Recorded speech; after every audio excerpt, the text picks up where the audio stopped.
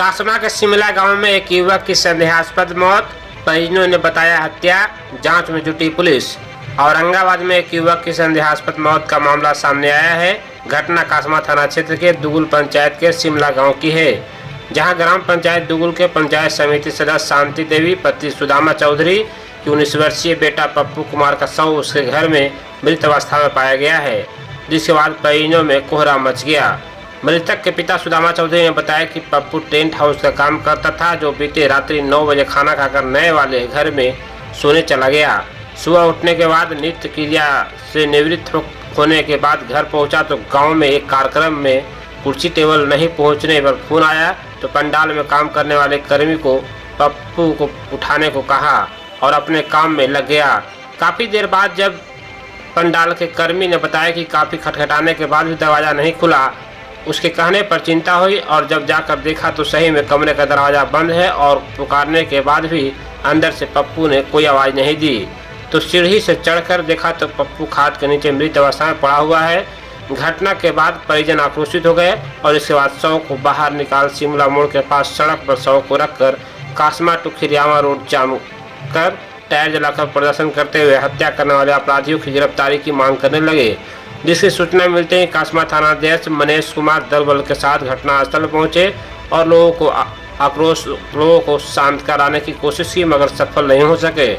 परिजनों ने बताया कि पप्पू की हत्या की गई है और वरीय अधिकारियों को बुलाने की मांग करने लगे, जिसके बाद थानाध्यक्ष ने वरीय अधिकारियों को सूचना दी।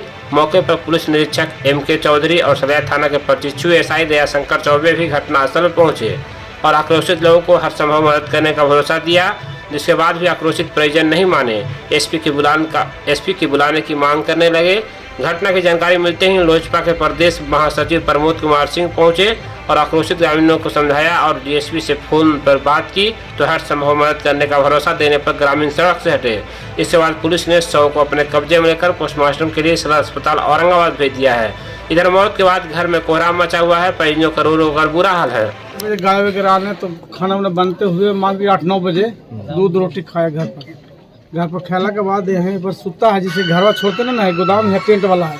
हम बोले कि लेबर के छोड़ दो वहाँ और तू घर आन के खाना खा के दुकानिया पर सो जाना। तो आया घर से खा के सो तो गया। तो हम आए से सवेरे तो मैदान कर देते 5 बजे भोर उठ के तो हम चले घर पर। तो गाँव में था कोई फंक्शन, तो उसको कुर्सी और टेबल देना था। तब खोले हम कि जाओ यार लेकवा है सब उठा के ले लेना। तो कोला कहा कि नहीं यार ना खुल रहा था। फिर हम गाय लगा के आए, चिल्लाए उलाए तो 7:30 कम सब हो गया। 7:30 बजे सुबह में 7:30 बजे और उसके बाद हम आए तो ना देखे। तो उसके बाद हम तुम मेरे साथ थे तब मैं से के लिए देखा ना कमरे खुल के यार कुछ सांप वगैरह काट हुए दिया। तो इसी बीच में आपके सीढ़ी केकरा ही मिला तो उनका ही आवाज़ सीढ़ी से ले लावा। तो हम एगो था बैजू बेचारा से लगवाए, पासवान को लेकर से ऊपर चकवा के खुलवाएं। खुलने के बाद गए तो लड़का चौकी के नीचे इसी तरह से गिरल है। बस यही देखे। उसके बाद हम उठा के जैसे अगर दूसरा आदमी कोई होगा उसमें तो उसमें निकलने का उसका ऊपर अब वो क्या आपको क्या शक क्या लगता है मामला? मेरा क्या शक लगेगा सर? किस पर शक लगेगा? हम कोई शक नहीं। क्या बजे आया था? गर्दन में जोर का चिन्ह। वो तो 5-6 बजे आया था। हाँ। लगभग कितना देर में गया था घर पर? वो खाना खाने के बाद 8-9 बजे मान के चलिए, यही बीच में 8-9 के आसपास। हाँ। आपका नाम? मेरा नाम सुदामा चौधरी है। कौन हुआ नाम उनका? हम पिताजी हूँ।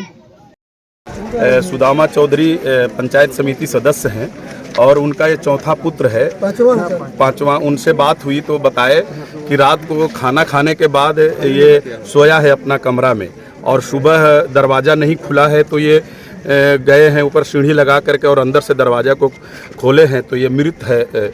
और प्रथम दृष्टया लगता है कि इसकी हत्या की गई है, कारण इसका गला में नाखून का निशान है। उसको गला दबा करके किसी न किसी व्यक्ति ने इसमें हत्या किया है। इसका कारण पूछने पर ये बता रहे हैं कि हमारी कोई दुश्मनी किसी से नहीं है, लेकिन ये लड़का भी बहुत सामाजिक था, कारण इन लोग का बिजनेस ही है, समाज से जुड़ करके टेंट का पंडाल का बिजनेस करते हैं। तो इनको कहीं किसी से लड़ाई तो है नहीं, लेकिन कोई द्वेष बस या किसी दुश्मनी बस हमें तो लगता है कि इसकी हत्या की गई है। और अभी मैं यहाँ पे आया, इंस्पेक्टर साहब रफ़ीगंज के, उनसे बात हुई, थाना प्रभारी जी से, कासमा थाना प्रभारी से बात हुई। वो बोले कि मैं इस केस का उद्भेदन करूँगा और उनके आश्वासन पे और जो ये आज रोड जाम था उसको हटवाया गया। और हमें भरोसा है पुलिस प्रशासन पर कि निश्चित रूप से इसमें न्याय करेंगे और इस केस का उद्भेदन होगा। जो दोषी होगा वो बचेगा नहीं और जो निर्दोष होगा वो फंसेगा नहीं। यदि ये उद्भेदन नहीं होता है तो हमने उनको कहा है कि हम लोग को तो संवैधानिक अधिकार है रोड जाम करना और आपके मतलब संवैधानिक रूप से विरोध करना। तो यदि इसका उद्भेदन नहीं होता है, न्याय नहीं मिलता है तो हम लोग संवैधानिक विरोध करेंगे इसका।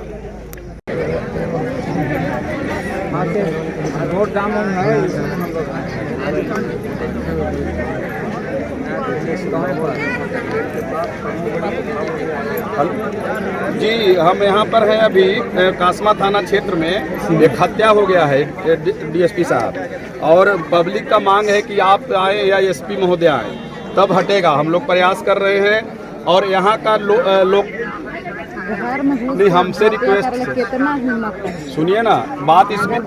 जी जी,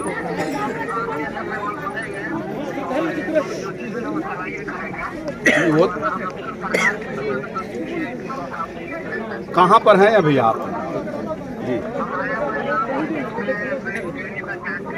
अच्छा अच्छा,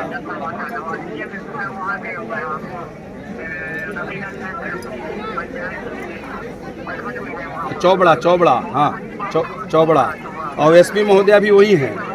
हाँ नहीं, हम रिक्वेस्ट हम तो चाह रहे हैं जी।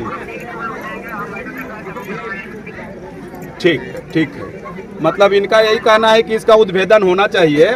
और ये तो आप लौटते वक्त यहाँ इनके घर पर जरूर जाइएगा, उसी आश्वासन में रोड का जाम हटेगा। हाँ ठीक।